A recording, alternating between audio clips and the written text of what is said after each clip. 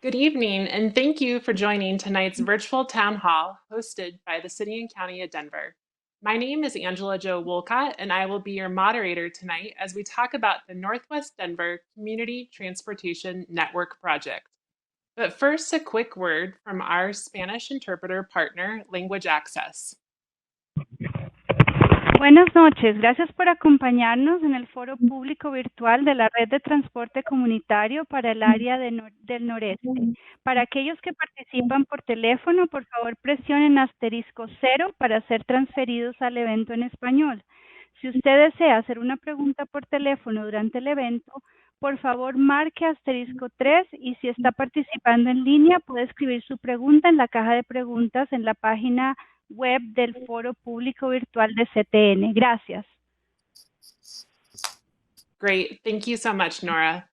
In a moment, you will be hearing from Paige Colton, City and County of Denver Multimodal Plan Lead. Before I introduce Paige, however, I want to orient everyone a little more with tonight's meeting format. It looks like we currently have up over 150 participants, and that number will continue to grow. And for now, we also have other people joining by phone tonight to talk about the approach to mobility planning in your neighborhood called the Northwest Denver Community Transportation Network. Some attendees tonight may have already joined us for a prior meeting, and for others, this may be your introduction to the project. You can view our previous meeting recordings and meeting boards from the one that we did host in person before COVID-19 on the project website. This can be accessed by going to bit.ly/Denver Moves Networks. If you're dialed in by phone, we would like to make sure that you're able to see the presentation we're referencing. So you can go to www.ctnvirtualopenhouse.com and follow along. However, this is not required for the meeting. If you're watching online, you can double-click the frame to make the presentation larger. We want this to be very interactive, so if you would like to ask a question to the panel tonight, individuals on the phone can press *3 on your keypad, and you will be connected to an operator who will take down some basic information, and then you will be returned to the call and you can listen to the conversation until it is your turn.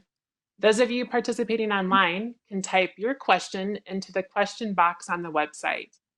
If you are viewing the presentation in full screen, you may have to minimize back to the normal view in order to access the question box. After the call tonight, we will review any questions that we weren't able to answer due to time limits, and we'll be sure to add any that are new to the frequently asked questions document that is posted on the project website. Now I am going to hand it over to Paige to get us started with tonight's presentation. Paige, over to you. Hey, Angela. Thanks so much.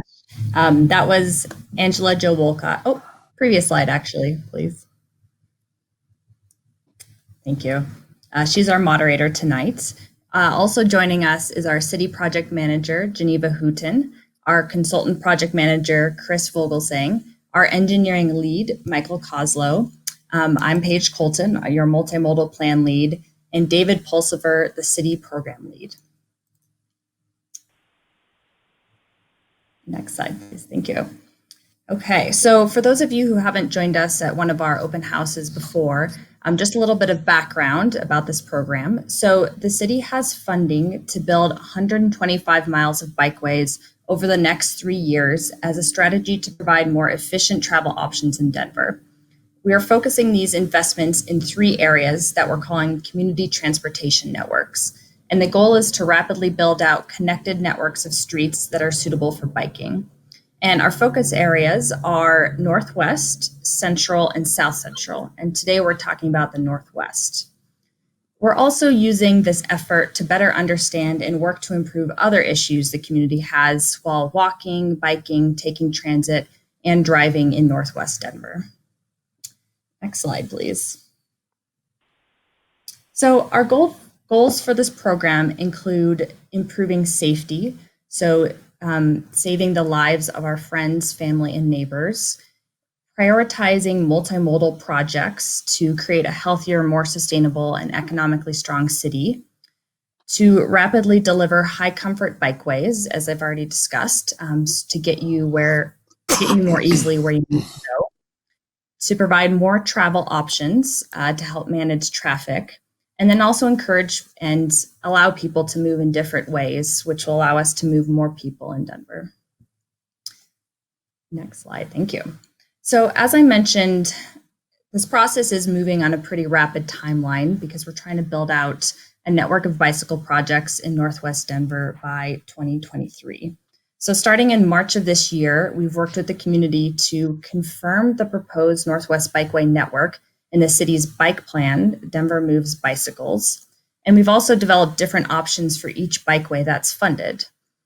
Meetings with the community and online surveys informed our concept designs for each corridor, some of which we'll be showing to you today and will be online for you to take a look at in the future.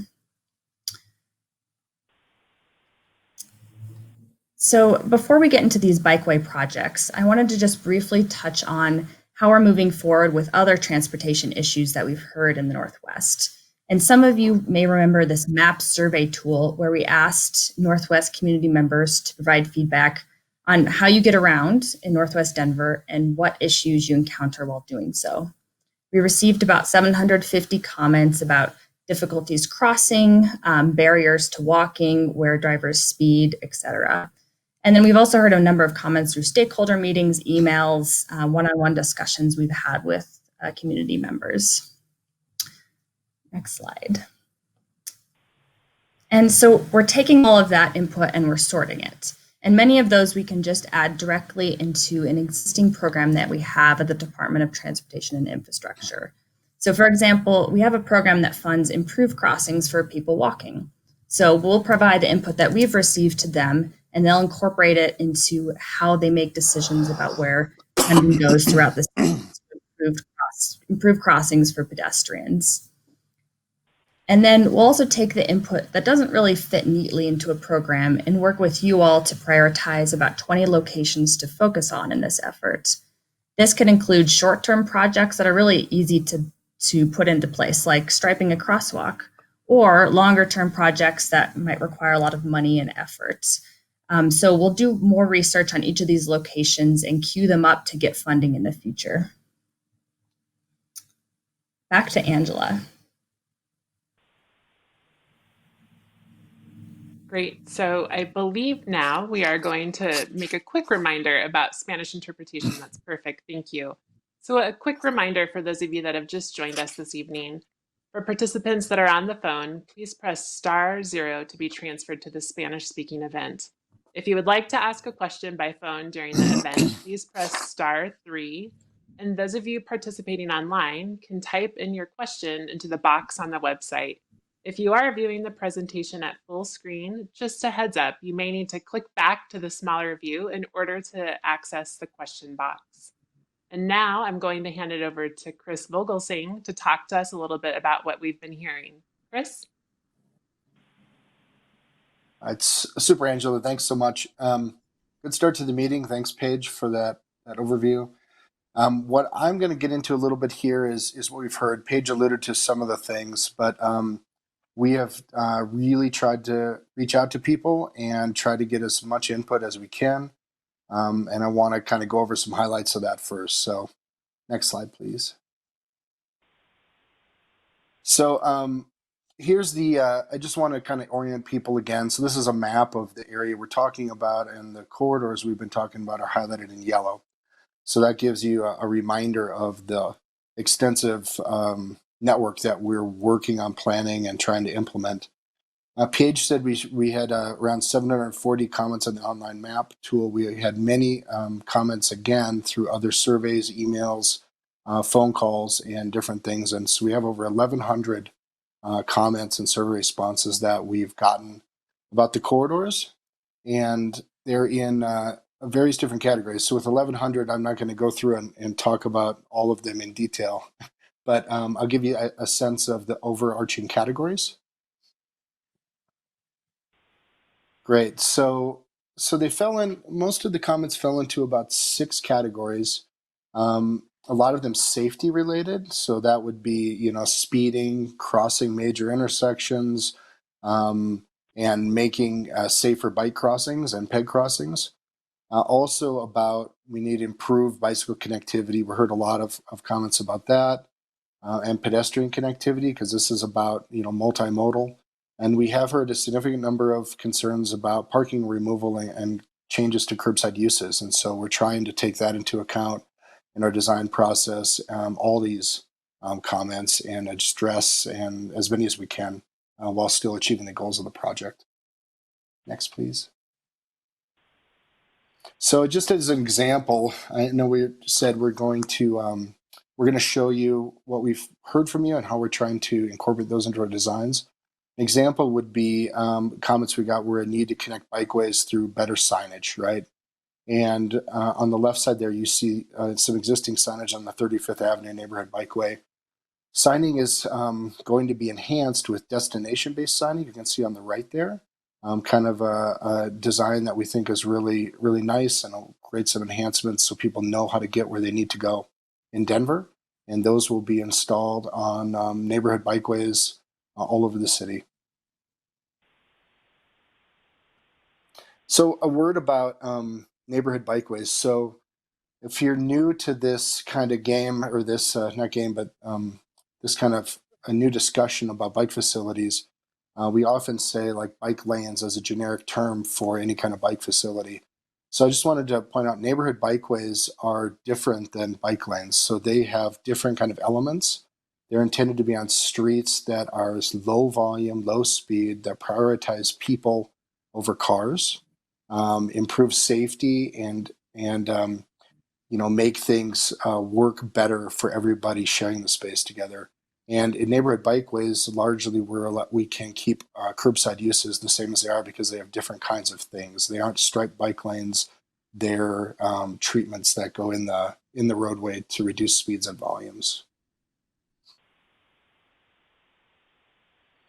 So I wanted to point out, this is our list right now of neighborhood bikeway corridors. You can see that a lot of the corridors we're talking about are neighborhood bikeway, planned neighborhood bikeways. One of the things that we want everybody to be aware of is we are still, we've developed initial assessments, done concept designs, and we're still evaluating neighborhood bikeways as we move forward into design, because there are very specific goals we want to achieve on volumes and speeds that require certain treatments to be in place, and we're kind of making sure that those things work as we get into the final design phase. So just to be aware that there could be some minor changes to this list going forward as we sort things out through more detailed look at the design. Now this is what you people are probably more familiar with, are bike lanes, and we have three types. So there's a standard stripe bike lane. It's a stripe that separates bicyclists from autos, from traffic. Buffered bike lanes have a space set aside between traffic and the bike lane, but no vertical elements, nothing that rises up. It's all striping. And then protected bike lanes, where we have some physical element in that buffered space to protect bicyclists from auto traffic. On the right there, you'll see that we do have examples of each type of bike lanes in our Northwest area. And we're, like the neighborhood bikeway piece, we're still moving through finalizing concepts and incorporating input, but this is where we are today. And I want to pass back over to Angela. Thanks. Great. Thank you so much, Chris. All right. So we are up and running, and we've gotten through the first portion tonight. So we are on to our first question and answer session. So let me remind you about a couple of things if you just joined us tonight. So I just want to let folks on the phone know that you can press *6 and share your contact information with the operator to sign up for future project updates. Remember, you can also do this by visiting bit.ly, so bit.ly/Denver Moves Networks for more information, and you can also sign up for those future project updates. Those of you that dialed in by phone, if you do have a question, please press *3 And those of you participating online, you can type your question into the box on the website. Just remember that if you're viewing at full screen, you may need to click back to the smaller view in order to access your question box. Okay, so with that, we have a lot of great questions coming in. I'd like to go ahead and turn it over to you all tonight and get to some of those. So I do see several questions coming in about parking and just some questions and asking for some clarity around what is the potential impact to parking and to street parking. So a few of you have asked that. We are going to hand it over to Geneva to help us answer that question tonight. Thanks, Angela. So for those of you who are asking about parking, it's a good question.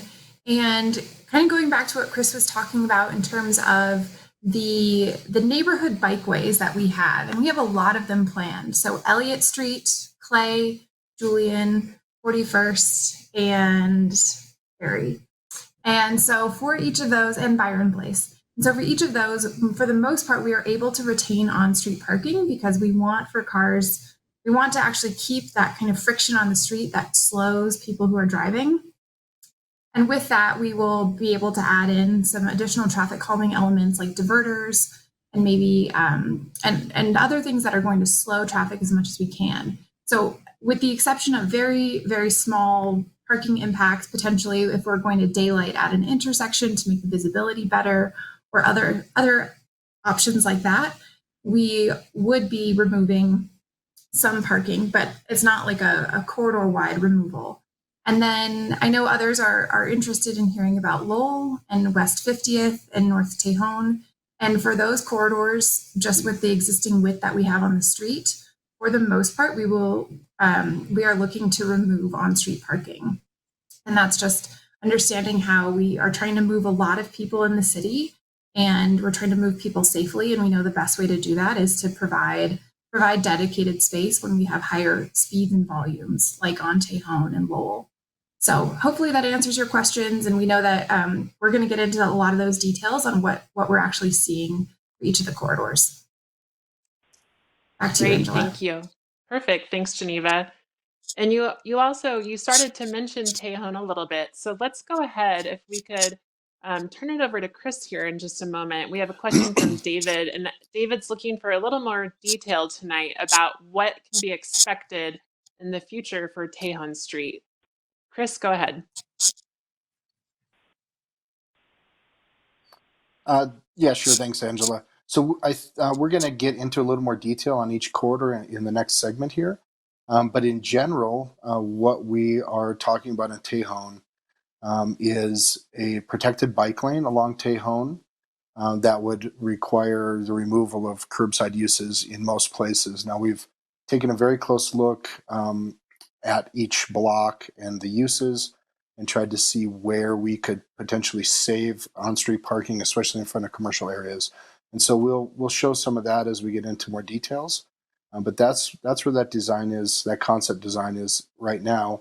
We're also organizing a field visit with the Highland United Neighbors and Sunnyside United Neighbor organizations to go through the corridor in detail and talk through those details with the community and get more input.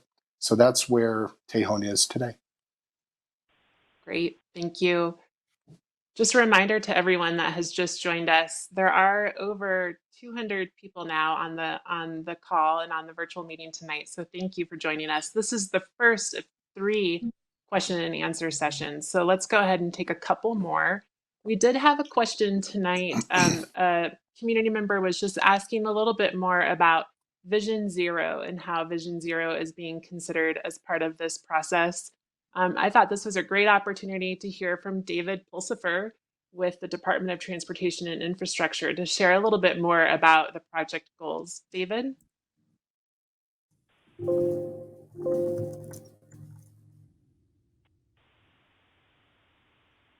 And I am not able to hear you, David, so just make sure that you unmute yourself there. Yep, unmuted. Thank you, Angela. So wonderful question, and appreciate the opportunity to talk about the project goals. So this effort, the Community Transportation Network effort, stems out of some previous city efforts that you may be familiar with.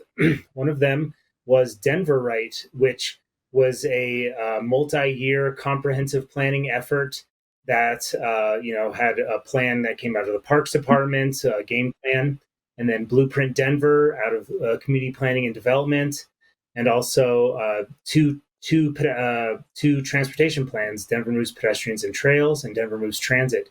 And those 4 planning efforts aligned had some common community visions and goals, and some vision elements. And I encourage you to, if you just went at home, just Google Denver Right, spelled RIGHT, and you can see those vision elements. But some of them are strong and connected communities, resilient, economically vibrant, and safe and connected. And so we really heard from the community that people wanted more transportation choice, and they also wanted safer streets.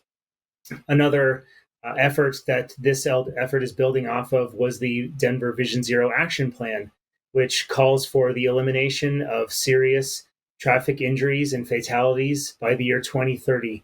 Now, we know that the major way that we can accomplish that is by providing safe and convenient and comfortable ways for people to travel, especially our vulnerable users of the road, like pedestrians, people on bikes, and people accessing transit. So the Community Transportation Network efforts builds off of those 2 previous planning efforts, seeking to give Denver residents and people who live and work in Denver better transportation choices, and the ability to choose to walk, choose to take transit, and choose to take the bus or light rail. And of course, not eliminating cars, because they have a vital and important role to play. But as we make it safer for people, our vulnerable users of the road, we're also making it safer for people in cars. So that's, I would say, some of the bigger overriding goals of this effort, as well as providing instant connectivity to the places your community wants to go to, connectivity to schools, parks, transit, the grocery store, especially for those short trips, giving you more choice and more freedom. Great. Thank you so much, David. That was very helpful to have some background there on the goals of the project. Let's take one more question right now. And then again, everyone that is on the online and joined by phone, we'll be right back to you after this last question to get to more of your questions. But we have a little more to get through in the presentation. So we'll take one more now. Looks like Lauren has asked a question about Julian Street and would like to know if there are plans for that to become a neighborhood bikeway. Paige, can you please help answer that question? Yeah, thanks, Angela. So the short answer is yes. There are plans to make Julian a neighborhood bikeway. And kind of the way we came about that decision was, so Irving was listed in Denver Moves Bicycles, our Denver's bike master plan, as being a neighborhood bikeway. And when we took a look at it more specifically, because that project has funding, we realized that the volumes and speeds are just really high and would be pretty uncomfortable making it a neighborhood bikeway. And we actually got suggestions from some of you all that Julian might be a great alternative route because the volumes and speeds are much less and it feels much more comfortable as a neighborhood street to walk and bike along. And so we asked in a survey you all, what do you think of switching it to Julian? And the majority said, yes, let's switch that corridor, that bikeway, to Julian. So that is what we are planning on doing. That design is a little bit behind the others since we still need to do some data collection and do some other analysis, but you'll definitely be hearing about that corridor in the future. Thanks, Angela. Great. All right, so now we are going to go back to the presentation and have Geneva, the project manager with the Department of Transportation and Infrastructure, take us through some specific plans in the neighborhood. Geneva? Thanks, Angela. And I know so many of you are coming to us tonight, and it's maybe the first time that you've heard about the project or heard about what's going on. And we have a lot of concept designs that are online. And tonight, I want to make sure that we're really hitting any of the major changes that have happened. And these are based on community input and what we've heard. So first, I want to talk about Byron Place. And this is just north of Sloan's Lake. And this particular corridor It connects us from Edgewater into the park. It has relatively low traffic volumes, and it provides one of those east-west connections just south of 26 that will provide people a way to get through the park and then over to 23rd. Next slide, please. And when we were talking to you in June, we posed this question: should we move forward with a bike lane or with a neighborhood bikeway? And ultimately, the interest from the public was really saying we want better pedestrian infrastructure, and we want to make sure that this connection makes a lot of sense. And so what we are moving forward with is a neighborhood bikeway concept. So this will retain on-street parking for the most part. It's going to add median refuge islands, so anyone who's crossing Byron Place can get there, and it slows down some traffic. And we are proposing to also remove this very short segment of Vrain Street, mostly due to the lack of true connection through the network. And as many of you know, we are always working under constraints. And so by removing just a few blocks there, we think that we can actually use those funds to build out better bikeways that are more crucial network connections. And I also want to talk a little bit about Byron Place through the park. That has been something that we've heard from you, the public, and through surveys and other things of saying we love the current closure. And so knowing that, the Denver Parks and Recreation Department and our department, we are continuing to coordinate on that and see if how we can potentially continue that relationship in the future. So nothing definitive right now, but just know that those conversations are happening. Okay, next I want to move to Dunkeld Place. So this is, if you're not so familiar with Dunkeld, just south of 32nd and Clay, the street turns to Dunkeld, and this is between 32nd and Zuni. And the original recommendation for this corridor was a neighborhood bikeway. And usually with neighborhood bikeways, if the volumes are at all high, we want to divert cars away. And for this particular corridor, where we have an elementary school, a high school, and a rec center, we weren't really able to do that. And so based on a lot of community input, definitely some on-street parking concerns, and just overall concerns with safety and sight distance, instead of keeping that particular design, next slide, please, we are actually changing our alignment just slightly. So our proposal links really closely to the 29th Avenue existing buffered bike lanes. It uses an existing shared use path that cuts through the parking lot, and then it uses the other existing shared use path along Dunkeld. And so this provides a completely separated facility, and it is also an opportunity for us to improve some of the safety and formalize the sidewalk for so many different people who are trying to use it, while also retaining on-street parking. So hopefully that's good news for some of you. And we're really excited about the connection to 29th, where there is an existing half signal. Next slide, please.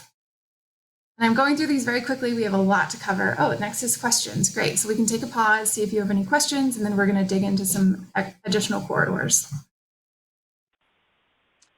Great. Thank you so much, Geneva. Okay, so a few moments here to get to some questions from people that have just joined us.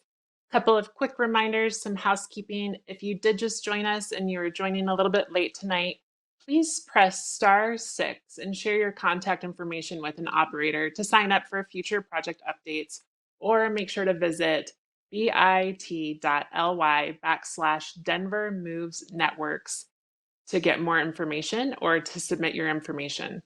Those of you that have dialed in by phone, if you have a question tonight for us, please press *3. And those of you participating online, you can type your question into the box on the website. If you're viewing the presentation in full screen, you may need to click back to the smaller view in order to access the question box. Thank you again for your patience, because we want to make sure that we hear from all of you on what's on your mind tonight. And we do have some really good questions coming in. So I would like to go ahead and take a look here. It does look like there is a specific question about Clay Street. So I'm hoping maybe Paige or Michael, if one of you are prepared and ready to answer a good question here about someone in the neighborhood named Adrian, would like to know if there's any plans to do roundabouts or anything else like that on Clay Street, similar to what the neighborhood is seeing on 35th Avenue west of Federal. So would you like to take that question Paige or Michael?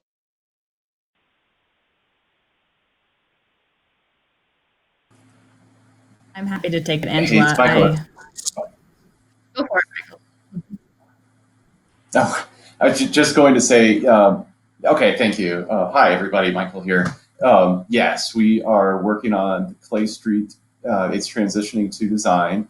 As of now, we have a feature at 37th, a traffic circle. It's different than a roundabout. You'd still have that stop or yield, or not a yield condition, but a stop if you have to stop at that intersection. But that will help in order to mitigate the speeds going on Clay Street at 37th. We're taking a look at it, and actually just a quick plug that we will have a demonstration for the Clay Street, including these devices likely going in over the, right now we're trying to schedule it. As of now, it would be the weekend of October 9th, but it might be later than that, so we can get the permits. Great. Okay, Michael, thank you so much. We have a couple of questions tonight that have come in about outreach, and so specifically how we've been engaging with the community and collecting meaningful input and feedback. So one of the questions is coming in from David, and David is asking a little bit about the survey responses that we did receive. And so the question is, are the approximate 1,000 survey responses unique to this project area in the Northwest, or was it project-wide? So that's the first part, and I will have Chris Vogelsang help with answering these questions. And then I would like to take a caller who is asking similar questions. So it looks like actually, Chris, I will hand the first portion over to Geneva. She would like to take the survey portion, and then we'll get to you, Chris Vogelsang. So go ahead, Geneva. Oh, sure. Sorry about that. So to answer your question, that is just the survey responses that we had for the Northwest corridors. And it includes certainly people who live in Northwest, but also it's open to anyone. So if those people work or travel through Northwest, they were also, of course, open to and available to take all of those surveys. We had wonderful comments. So thank you so much to everyone who took the time. We read through every single line of them and were able to make modifications to our designs. So thank you so much. Great. So we have a couple of callers. Like I said, I would like to go ahead and take our first caller. So Chris Vogelsang, I'm going to connect you here in just a moment, but I do have Stan, and Stan has joined us tonight. So in just a moment, I will take you live so we can get your question. But it does look like you are asking a little bit more about community outreach and how we've been informing and educating the public about this process. So Stan, can you hear me, Stan? Thank you for joining us. Yes, thank you for taking my call. So I think I captured your question correctly, but you would like to know a little bit more about what we have done to be out talking to the community and providing some additional information about this. And I have Chris ready to help answer that question. Did you have anything else you wanted to ask, Stan? Yes, it actually involves the overall project that's going on, per se, on the Northwest corridor that includes 50th, 46th, and Lowell Boulevard. There's a large amount of concern about the project, and we feel that as a neighborhood, we just have not had any feedback or any opportunity to provide, should we say, negative input regarding the project or opposition to the project, and we feel that any of our concerns have pretty much been swept under the rug. Okay, so I'll make sure Chris can hear us. Chris Vogelsang, can you hear us? Yep. Great. So maybe you can share a little bit more with Stan about what we've been doing in the Northwest area to be communicating and educating and talking to the community more. Yeah, sure. So Stan, thanks for calling in, and thanks for voicing that concern. I think one of the things I want to hit just up front. I'm sorry if you haven't heard about the project or feel like we're engaging or listening. We've tried to do a really extensive job, including coordinating with Councilwoman Sandoval's office to flyer every property along every corridor and make sure there's a physical notification. We've had stakeholder working group meetings, so there's been representatives from all the registered neighborhood organizations involved. We've done yard signs, kind of just hit that initiative in the last few weeks here. Stenciling, I don't know if you've seen sidewalk stencils trying to drive people to the project. So that's just some of the things we've been doing to try to make sure people are aware. And then in terms of responding to negative feedback, we certainly aren't trying to cherry pick the feedback. We want everybody to be aware of the project. We want to hear from everybody's perspective, and it doesn't necessarily mean that we can incorporate everything. And I think we've heard a lot in that area about concern about parking removal, potential impacts to businesses, and those things. And we have heard all those things. We've gotten actually a lot of feedback from groups in that area that are concerned, and we've really been trying to incorporate those things. And sometimes those challenges are difficult to meet both the goals of the project and the curbside use needs. So I think in that area, we've talked about it with the Regis Community Council and the Brunn folks at small meetings, was we plan to implement or start the process for a parking management program plan and an updated plan for the area that isn't just for Lowell or 50th or 46th, but kind of thinks about the whole thing together. And we're starting to talk about trying to kick something like that off. So we're not tone deaf to your concerns. We're just trying to balance the needs of and safety needs and mobility needs that we're trying to address with the community desires on all sides. We've heard from folks that really want this connection to happen too. So that's that's a high level. Go ahead, Stan. Yes. Chris, may I bring up the efforts with Brunn and the Regis Community Council? Actually, I am a member of both of them. The efforts and the outreach have been very, very limited. The representations, even through the Brunn organization, have been no more than, they have just been very, very limited. So we're really concerned that it's not an accurate representation and the voices are not being heard. So yeah, I understand your concern. I think so, Stan. We've talked a few times, I think, and I would love to. I want to let everybody on the call know that we do take this seriously, and we are trying. And I'm sorry you feel disappointed that we haven't reached out enough. We will. We'll talk to you anytime.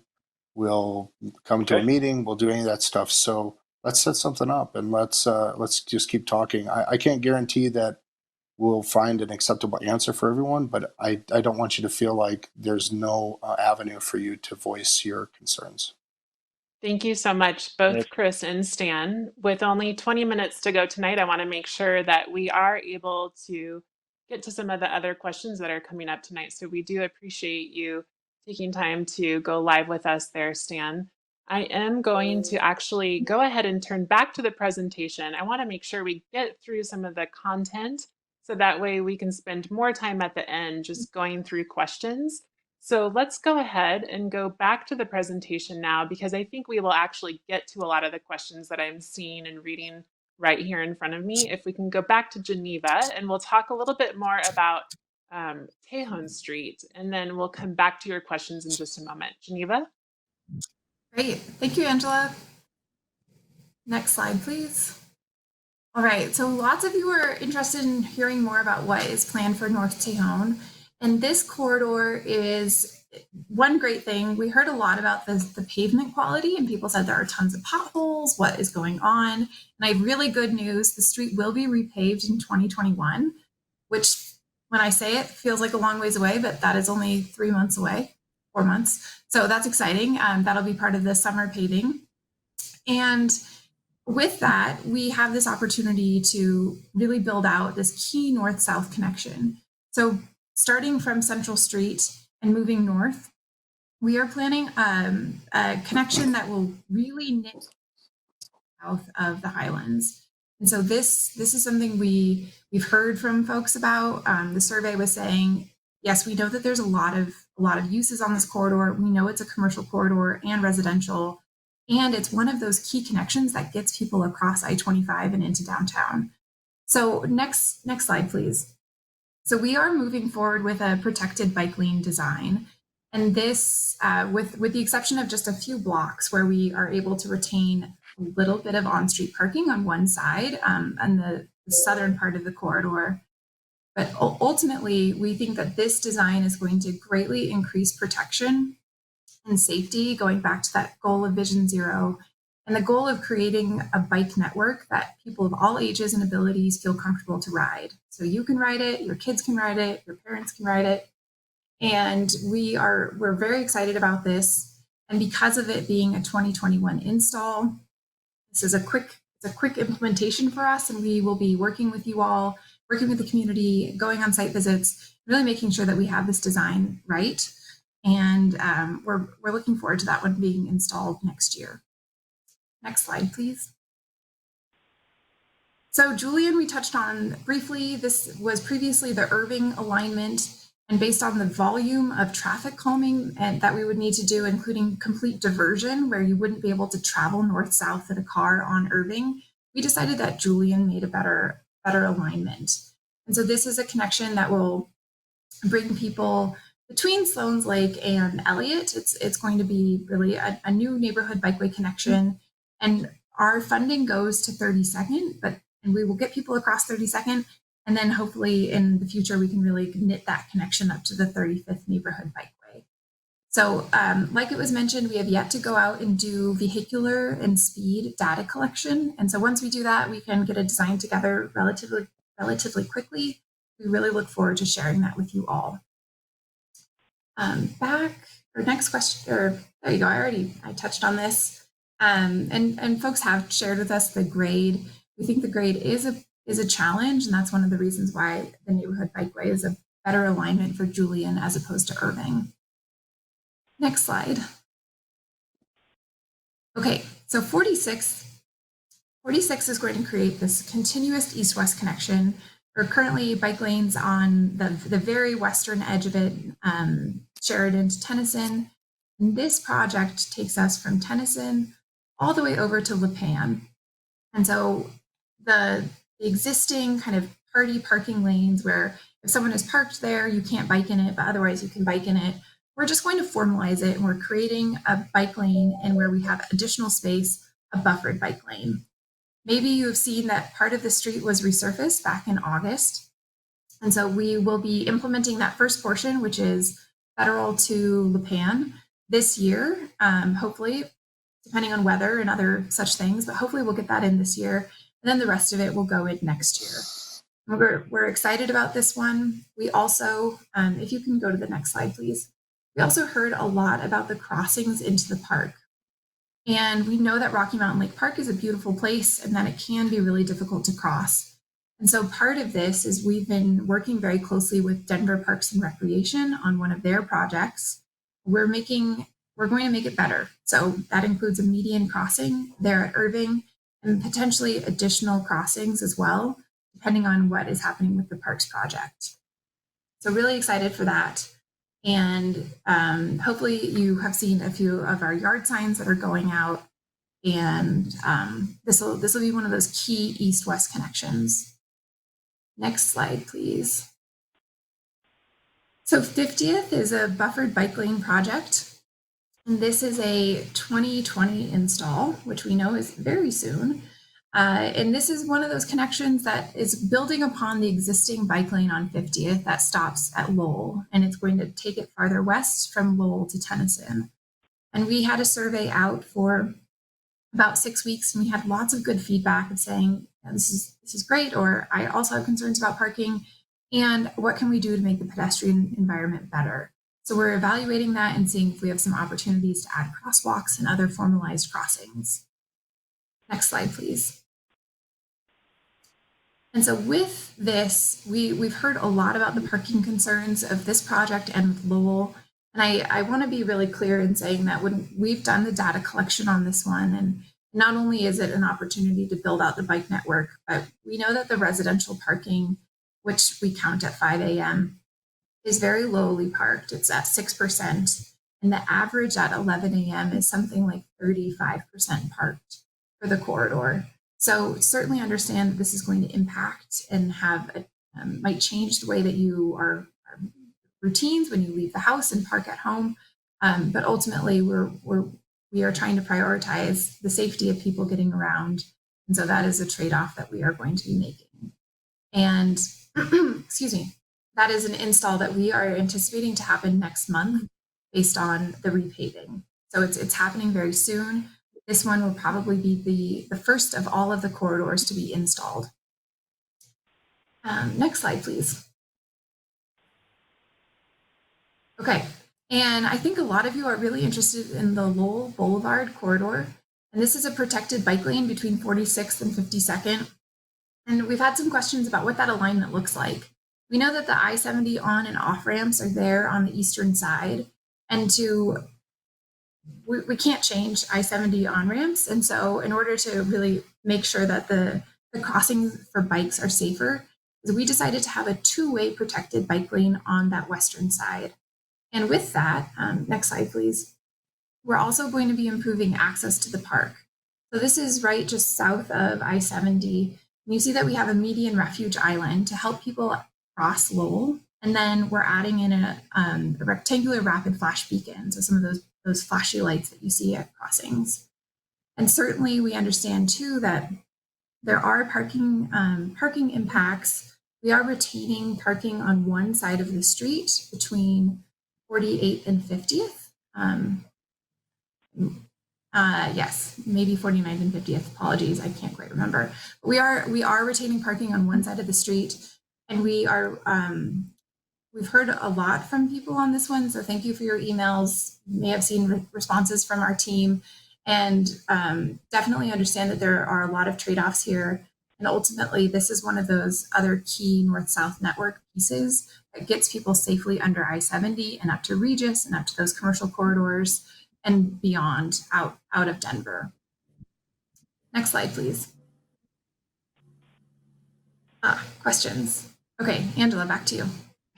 Great. Thank you, Geneva. All right, everyone. Thank you so much for all of this great information and for everybody that has joined us tonight. This is the last portion of the meeting, so I want to make sure that we use this time wisely and get back to some of your questions. So I just want to get to a couple of those before we wrap up and talk about some of the planned paving projects for 2021. So before doing so, I want to remind folks that you can actually press *3. I had said earlier to press *6 to share your contact information, but the best way to actually do that tonight is to press *3, and some of the production team on the phone can take down your information to help get you signed up for future project updates. That is the best way to do that tonight. And then if you have dialed in by phone, please press *3 again if you would like to get your question submitted as well for us to be able to take that. So now I want to make sure and remind you as well that we have a couple of people on the line and then some awesome questions coming in through the website. So let's start with one of our callers. So Chris Vogelsing, I am going to ask you to help out with this one again. There is a question up here. I'm going to take Cheryl. I'll take her live in just a moment here. So Cheryl, can you hear us? Because I want to ask you a little bit more about some of your questions you have about the parking on Lowell. Can you hear us okay? Hi, Cheryl. Probably you have answered. Yeah, I can hear you guys. Great. Okay, now we can hear you. Go ahead. What is your question? Okay. I think when I was talking about Lowell, so you're talking Lowell 46th to 50th. You're not talking Lowell as it goes south, right? There won't be any parking changes or bike route along Lowell, say between 44th and 38th, right? Yeah, am I, Go can ahead, you guys hear Chris. me? Yep. Awesome. Yeah, Cheryl, that's exactly right. So the part of Lowell we're talking about is from 46th north to 52nd. Those are the blocks that we're talking about, not south of 46th. Okay. Can I just really quickly then ask about 41st Avenue? Would you be since you're on the phone, we would love to hear your second question. Go ahead again, Cheryl. It's on 41st Avenue. Will you be making any changes to 41st, like putting in speed bumps or anything along there? Or is it just going to be designated, you know, a bike route? Yeah, I can speak to that. So 41st will have neighborhood bikeway elements on it, which include, you know, potentially speed humps, diverters, mini traffic circles, those sorts of things. So it'll be more than just signing. And the purpose of that is to try to keep speeds and volumes low enough so that people feel comfortable to use that space and share it with cars. And also to assist with pedestrian issues and pedestrian safety. So Great. you know, Well, I mean, because go ahead. Never mind. You don't know where any of those would be or anything. Yeah. So the details of that, I don't want to go through the whole corridor, but they're all laid out very clearly in our concept design. You can take a look online at that at that bit.ly Denver Moves Networks address. Okay. Perfect. And we Does are that help, getting some Cheryl? similar questions. Let me jump in and help out here for both of you. We're getting some similar questions from other people that have posed them through the website, Cheryl. So I'm going to go ahead and see if we can go ahead and turn over to Michael, because Michael, if you would like to help fill in some of the information there, because there was another question from community member Meg. Meg is asking something similar. She just wants to know a little bit more about some of the planned improvements around 41st, specifically some of the intersections, and then, you know, just some of the other planned improvements. So Michael, would you like to chime in? Sure. Thank you. Just unmuted myself. Thank you. Yeah, so for 41st, that facility is going to be a neighborhood bikeway. And what that means is we're going to have the bikes share the lanes, as Chris alluded to earlier in the presentation, with the traveling vehicles. And the things that we look for a facility like that is, how do we manage the volume of cars? How do we manage the speed of the cars on the street to make sure that it's a traversable environment, that, you know, it isn't like a federal, you know, where you'd be riding your bike in federal.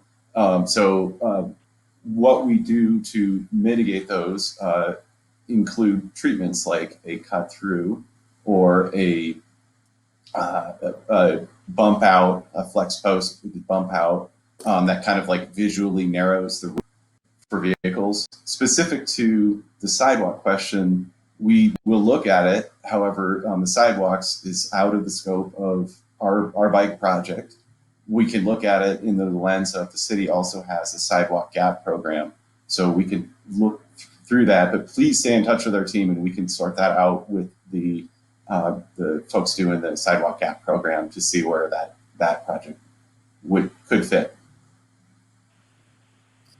Great. Thank you so much, Michael. That's very helpful.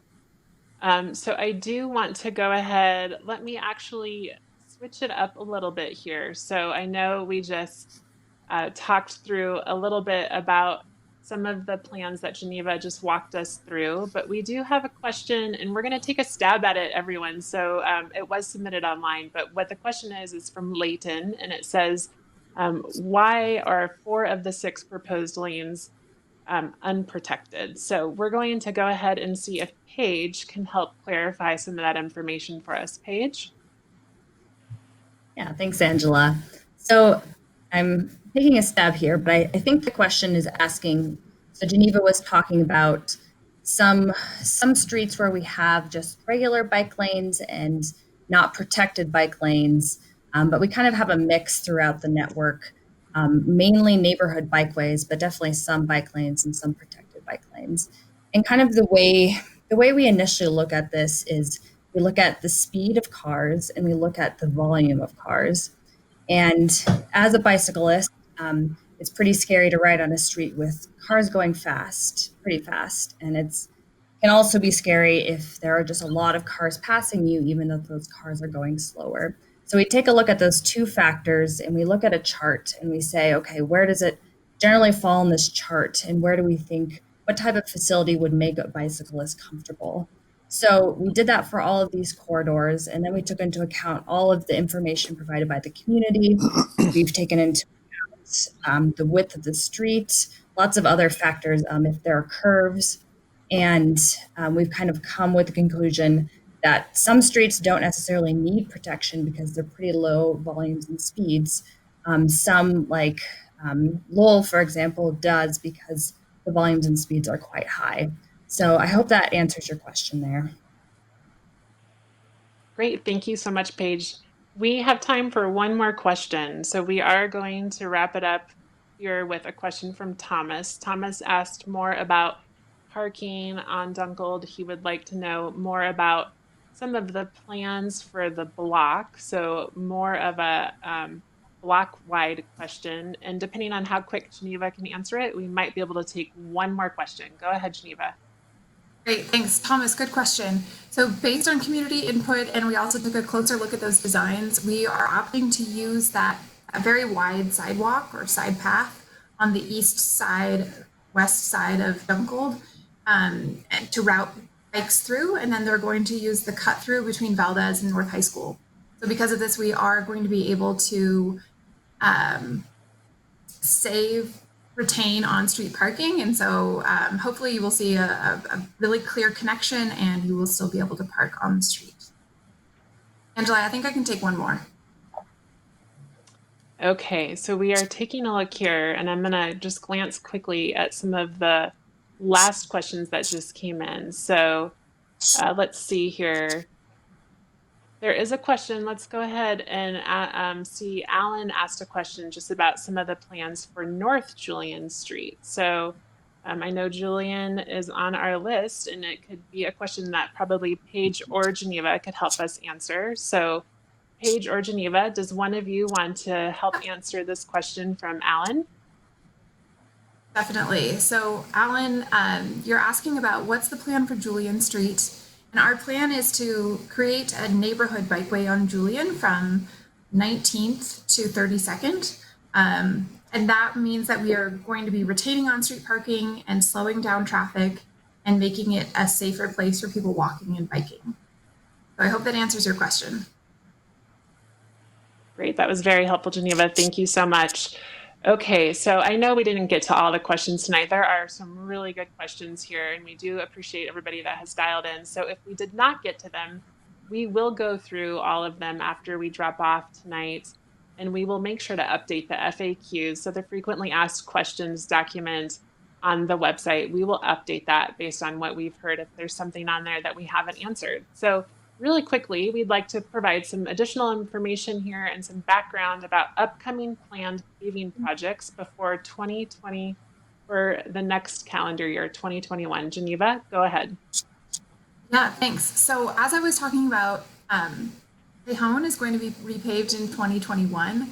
We also just learned that North Zuni Street between 46th and 52nd will also be repaved. And with that, we have an opportunity to add in a bike lane. And so we will be doing data collection on that one pretty soon, and we'll be bringing concept designs to you to review. And be sure to stay tuned. You'll find out more. This one will be a 2021 install. Great, right. Thank you. So many exciting things coming in the year ahead. Thank you, Geneva. Okay, everyone, that wraps up tonight's presentation. Thank you for taking an hour out of your evening to hear more about the Northwest Denver Community Transportation Network process. Tonight's presentation will be posted at www.ctnvirtualopenhouse.com in the coming days. So please check that website. You can also visit the project website at bit.ly/Denver Moves Networks to learn more. That's it, everyone. We wish you a great evening. Bye-bye.